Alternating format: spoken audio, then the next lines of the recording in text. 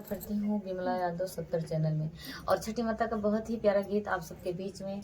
और छठ त्योहार की आप लोग को ढेर सारी शुभकामनाएं। आप सब के ऊपर छठी मैया की कृपा बन रहे। पहले बिहार में ही लोग व्रत किया करते थे, अब अपने भारत में भी करते हैं और बहुत सारे लोग करते हैं।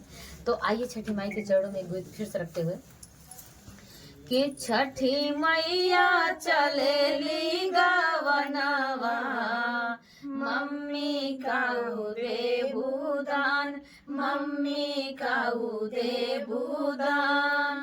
मम्मी जादी हली चुनरिया, चुनरी लहरत जाए, चुनरी लहरत जाए।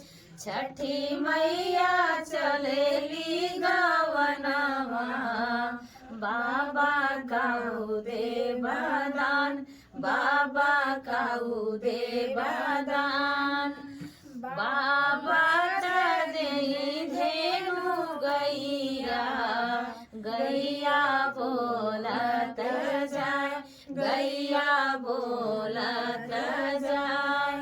छठी मैया चलेली गावनवा, भैया काऊ दे बदान, भैया काऊ दे बदान। भैया जदे चंचल घोड़ावा, घोड़ावा टपकत जाए, घोड़ावा टपकत जाए। छठी मैया चलेली गावनवा, भाभी काऊ दे भूदान, भाभी काऊ दे भूदान।